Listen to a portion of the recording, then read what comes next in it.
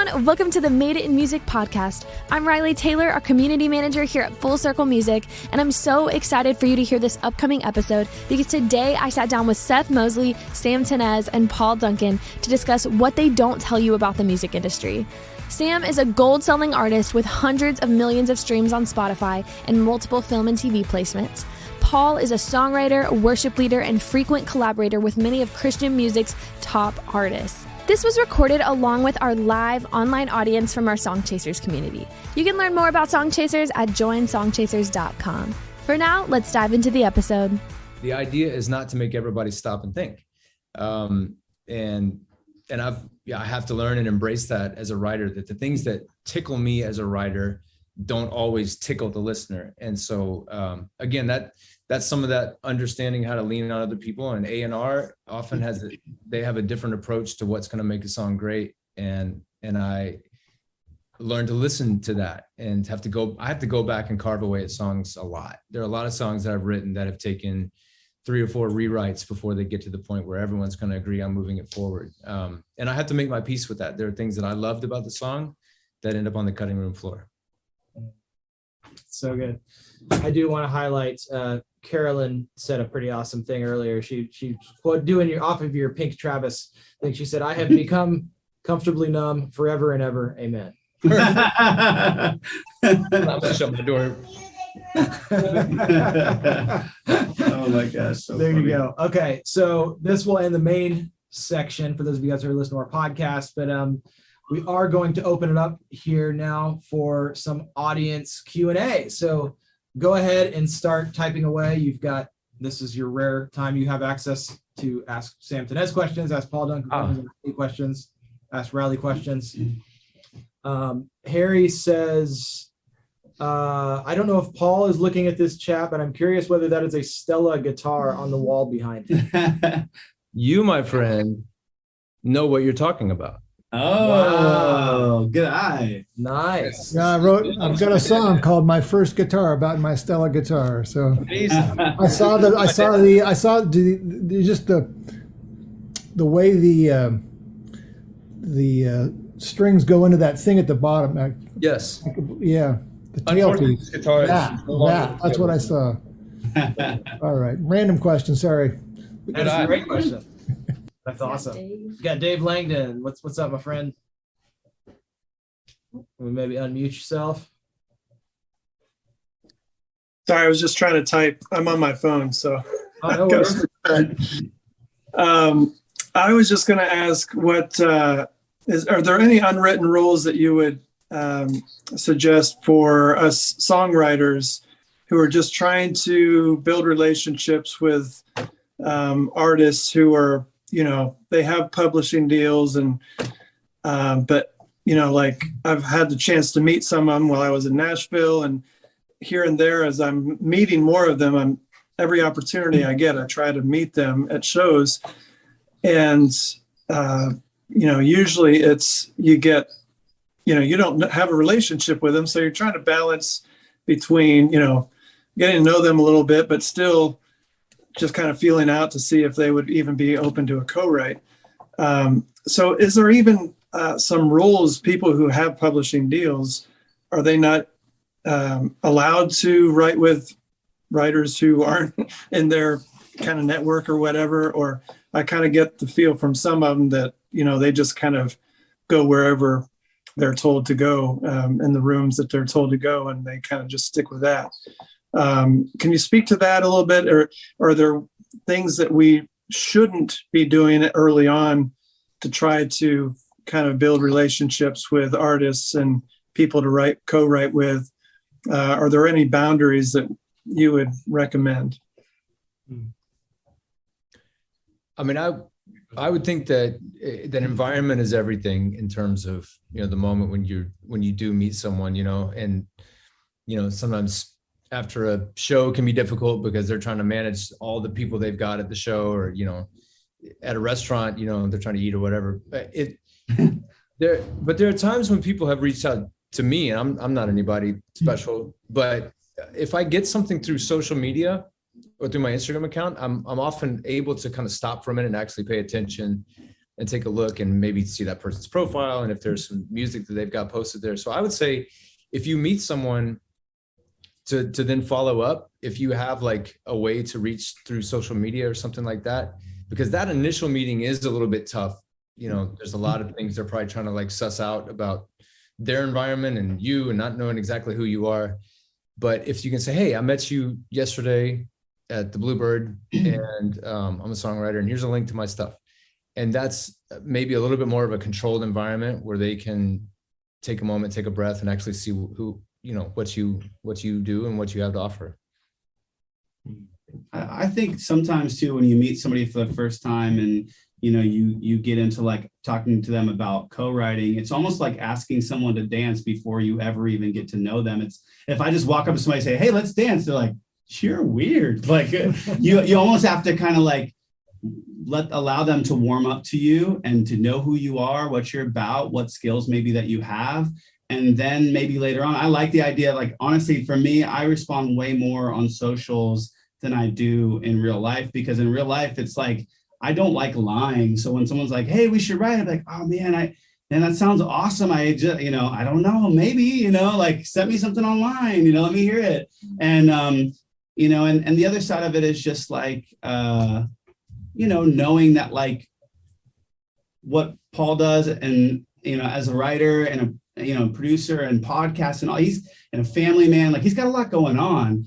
And then you take, someone who writer, add the artist piece and the family piece. And it's like, they have a ton going on if it includes touring. And it's like, I think, there's just, it's not that someone doesn't like you. It's just that people are really busy when they get to that point. And it's like, I think reaching out to like, I don't know, like reaching out to someone who may not be as known, that you respect what they do, you might get more feedback. You might be able to get more interaction with them than reaching out to like a Toby Mac or like, whoever, Right.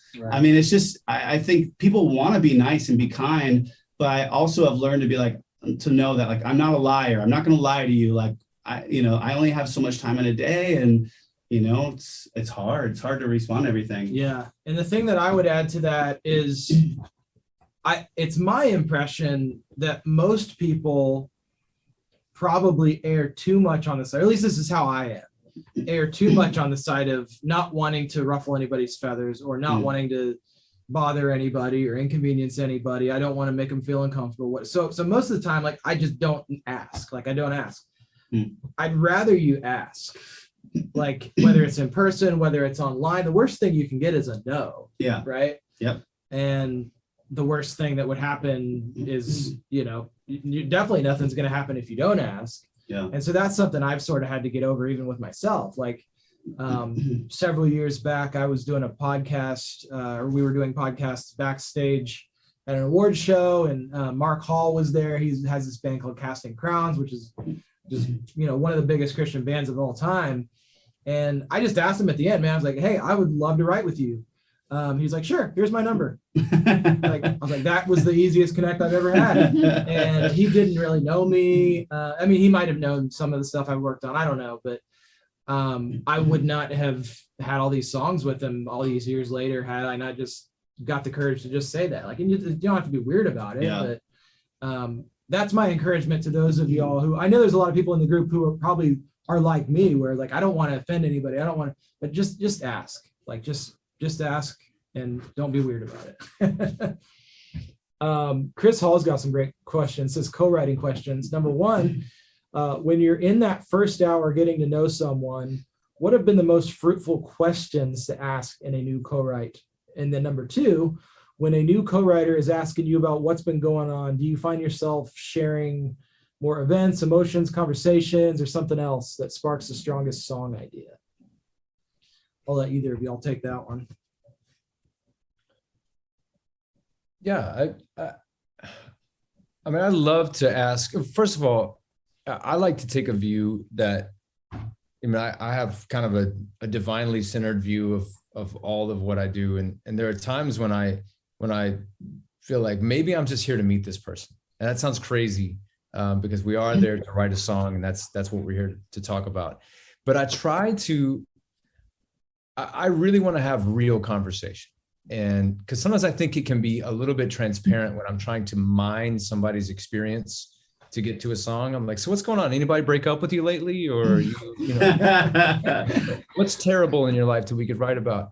And I don't want to get there, but you're right to ask this question, because a lot of that stuff does come from personal experience, what's going on in the artist's life or your life, or a shared experience that you have. But I sometimes find that the things that drive us in the song surprise me a little bit. They'll come out of a part of the conversation that I didn't expect. And the more that I can just get into real interaction, and just, again, keep those antenna up. And it might not be the question that I think is going to lead to the song that leads to the song. It could be something they say about something else that goes, oh, that sounds like a title, or that sounds like an idea. So, you know, I hope this doesn't sound like a cop-out, but my answer to that question would be just try to enter into like as much of a natural dialogue between two souls as you possibly can, because I think that's going to lead you to the most fruitful song. Yeah, I would agree 100%. Yeah, I feel like I'm often on the side of someone trying to mine things out of me, and I'm like, stop it. I'm not going to tell you anything. They're like, how's your day? Good. Because I know they're trying to get me to say something to get a title out of me. But, you know, I think you're right. I mean, I think you know, I like the thing about, like, you know, when people are like, no one's going to remember your accomplishments, or like, you know, how much money you have or whatever. They're going to remember how you made them feel. And I think at the end of the day, like, you want to write a great song, but if you don't end up writing a great song, but they walk away going, I really like that guy, or girl, and I really like what they have to offer. And yeah, we didn't write the great song this time, but next time we're going to write it. I think that's what you want to leave them with, a good impression of you and who you are. And, you know, so that doesn't come from kind of bullying people and pulling songs out of them. Yeah, absolutely. It's a great question though, Chris. We'll get a couple more questions here, and then we will sign off for today. Harry Wise asks, following up on Dave's question, there are a lot of artists who don't want to cut music that's already been released. If I release it as a small-time indie artist on Spotify, does that disqualify those songs for those artists, for other artists that would want to potentially cut something? In my experience, if it's a small enough thing where it hasn't already made some massive splash, or there's been a massive like radio push behind it, it doesn't really matter. Like, I guess the best way I can equate it is like in the Christian world, 8 people may cut the same song. Like, they may cut their own version of the same song, but until it's been like actually taken to radio and really promoted and see, hey, is this actually a hit or not? Nobody really knows. So I think the art, especially if you're just starting out, I'd rather you just get the songs out there. Yeah. Because you never know where somebody's going to hear it. Yeah, you should just get the music out. I mean, I remember hearing that way back in the day. Dave Barnes had a song called God Gave Me You, and it was on Christian radio. And he sings, oh, God gave me you for the ups and downs, like pop. And then I guess Blake Shelton or something, he heard it on the radio, and he was like, I want that song. It's like, wow, Dave Barnes not only has released it, it's a big song in the Christian world, but the world is so different. He was like, no one's gonna know that. And if they do, that's okay. I'm just gonna do my version of it. And he put it out, and it was another big smash hit. And so it's like, you know, he added his twang, but like, I don't know, a good song is a good song. And there are crazy amounts of stories where good songs find their way to different artists over the years. So, I mean, even the one we were looking at today from Rivers Weezer, like, he put that out, and then the AJR guys probably heard it, and they were like, hey, we want to hop on that and do a version. So great question. Joseph's got his hand raised. How you doing there, my friend? Maybe unmute yourself. Hey, I was actually just typing. Sorry, I'm driving. Be safe. Hands. Well, I pulled off, and I was typing because I didn't want to. Hey, I've heard, you know, professional music compared to professional sports. I've probably parroted this advice with, you know, even if you make it, kind of having a life after or planning for that. Is there any truth to that? How do you? Is that a myth? About planning for a life after music? Yeah, like to think of Sam's story. I mean, I'm sure that some people, and I've experienced where you see your publisher working as a valet, kind of later in their life and journey. I mean, I think it happens, where like an athlete, there's a time where some people's careers change. Do people plan for life after they made it, or do you just keep going? I'm probably still just as delusional as ever. Yes. I mean, honestly, I know there are cycles to everything. Like I know that, and especially I interview people, like we hear about their cycles all the time, and it will be very hard to pull my teeth out of trying to still dig into a song every day. I mean, I don't know how that's going to look, man. It's a good question. It haunts me at times. It haunts me day and night, but it's just like, it's an addiction as much as it is anything. So Sam, you and Seth are probably better at this than I am. I mean, I think for me, it's just watching. I've had some people that don't even know that they're mentor me, and I've watched their careers and see how they consistently evolve. They go from Christian music to doing country music, to doing pop music, to doing TV and film, and I think that like what ends up happening is they realize like, okay, maybe I'm a little bit too old to continue to do writing for pop music. So then they move over to country music and they're like, okay, I'm kind of done with this and I'm not really feeling as, inspired by this. So then they move over to TV and film. Okay, I'm feeling inspired by this. Maybe I'm better at this. I think that my favorite producers, my favorite writers are ones that continue to evolve. And then maybe that evolution ends at some point. You can't, I mean, in my head, I know that I can't be an artist forever. There's going to be an age limit. There's going to be a wall that I hit where it's just like, whoa, life cannot continue at this pace. It is a very crazy pace. I mean, 24/7 thinking about how to make your career happen. And that is really the only way you can make an artist's career happen, is 24/7 thought about what you're doing. And it drives your family crazy. It drives you crazy. You're on the edge of insanity. That's not an entire life that you can live. That's not a life to live. So I think there are seasons. There's a season where you're an artist. There's a season where you might be a writer. There's a season where you might be a producer. And then there's a season where you might just be done, and that's okay. Because if you can get to a point where your identity and your worth is not wrapped up in what you're doing, if you can finally get to that place, I think that you can eventually just bow out. Or I don't know. I mean, there's parts of me too that like, okay, there's music, and then there's music business. And it's like, maybe when I'm old and I've accomplished all these things, people will listen to me and I can transition into music business positions like a head of a label or a head of a publishing company. And I'll have the success next to me so I can point at the gold record and say, hey, listen to me, So I think, everybody has their dreams and you just got to plan for the different seasons and be realistic with yourself. Yeah. And my quick 2 cents on that too is you use the sports analogy. I don't know that anybody gets out, like quits a sports career because they're done with sports. I think it's more because their bodies like give out and they just can't get tackled again. Like no football player who is truly passionate about the game stops playing because they want to. It's more that they transition into broadcasting or something like that. So sports is a little different from music in that sense. We're not getting tackled every day. We are emotional. You're not?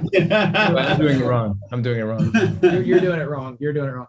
We're not facing those same things. So music, just by the nature of it, is a passion thing. For anybody to have any degree of success in it, it has to be a passion thing. So I just don't think that for me is ever going to go away. Yeah. Like I love music as much now as I did when I was 16 getting into it, probably more now actually. Yeah. The business side drives us all crazy at times, but like we love the music, like going to see a show. It's just, and that's what it takes. So I don't worry too much about past this career other than be smart. Like you got to make smart decisions. Like treat one of my early mentors said, treat every dollar you make in the music business like it's your last. Yeah. And so just like I've never owned I don't own too much house. I don't own too much car beyond what I can afford. Like, it's just live within your means, raising that level of humility, right? Like, you might be on the team with LeBron James, and LeBron James is making 20 times the amount of money as you. You don't need the same car he drives. And so that's where it's like just having that level of humility and just, so that's my little. And Michael Jordan was a nowhere near the basketball player at 40 that he was at 25. Mm-hmm. But I like to think I'm a much better songwriter in my 40s than I was at 25. 100%. Yeah. So I actually think that not only are our knees not giving out, but I like to think that we're all getting better with every song, with every year, with every experience. 100%. 100%. I feel that. Such good advice. Thanks, guys. Yeah, thank you, Joseph, and be safe driving. Look at our last question from Shamina. How you doing, Shamina? Hey guys, thanks for letting me ask one more question real quick. Yeah, of course. You talked a lot about a couple of times you mentioned like finding somebody that will be your champion. And so for Sam and for Paul, like as you guys have talked about the long in between seasons and working independently where you're putting in a lot of work, what was it like for you guys finding the people that believed in you and championed your music into the next phase? It was crucial. I mean, I think for me, when it came to today's my wedding anniversary. Actually, it's funny that we're talking about this. Happy anniversary. Yeah. And so I've been like really kind of introspective about my marriage and the story that led up to it. And that was kind of an important piece to it for me was, hey, this is what I want to do. This is what I'm passionate about. And are you on board with this? When we were dating, I remember we had a conversation, we parked on the side of the road and we were talking, and I said, hey, I'm not going to grow out of this. And if that's what you're hoping is going to happen, it's not, and so it was, for me, it was kind of it was just an important factor in building, particularly the most important relationship in my life. And not just from an egotistical standpoint, but I wanted to be honest with her as well, to say, look, if you think that you're about to get into something and that one day I'm going to become more normal or more responsible, whatever, but this is who I am. And I think it's an important piece of your identity, and communicating that to the people around you, I think it's healthy for everyone to say, hey, this is something I'm passionate about. It's going to drive me. I'm going to burn for it.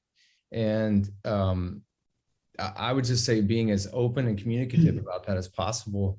And it's not a thing that pushes people away. It's an invitation, honestly, to invite people into your journey and to invite them into to commenting on the songs that you write and in being a part of it. I think it enriches your relationship because you're inviting people into a really deep and beautiful part of yourself. So that's what I say.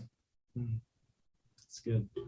Anything you want to add to that to close us out, Sam? Yeah, I mean, I think the thing I feel like the longer I stay in the music business stuff is that there's not just one champion in your story. There's going to be many champions, and it's kind of like a race where you're coming around the mile 1 and there's going to be somebody going, keep going. And like, that's your champion for that mile 1. And you get to mile 5 and there's going to be somebody else who's going to be like, dude, you're doing it. You're killing it. Keep going. And I feel like you can't be like, oh man, but what about the champion I had in mile 1? Why aren't they here with me in mile 5? It's okay. It's okay for champions to change as you move along and just cherish that champion as they emerge in the different seasons. I think that's one thing I'm even learning right now. And it's really hard because you're like, man, I started with that person. Like, I can't leave that person. And it's like, it's okay. I think, I just think there's not just one champion. There's many champions, hopefully, for you in your life. And it's a crazy ride, but those champions are what keep you going when no one else believes in you. So they're good to have. Find one. Find your champion. Yeah, find your champion. It's a great way to end it today. And I do want to also note Tammy's comment. I just wish I had admitted and declared that this is who I am piece earlier in life.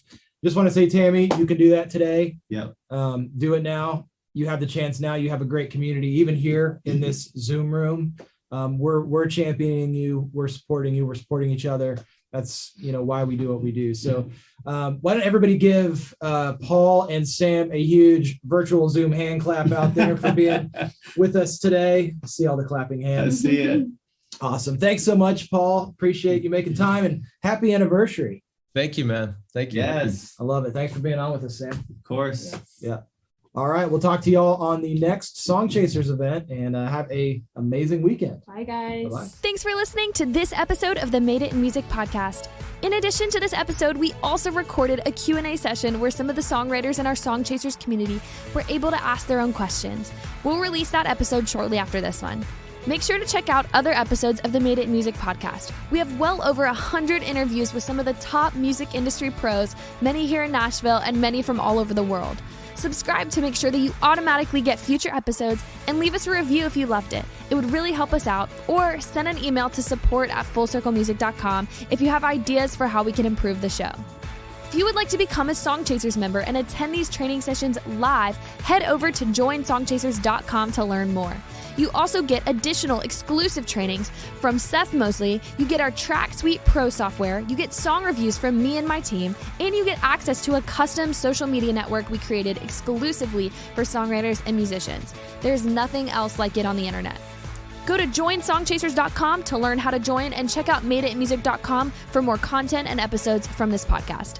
See you in the next episode.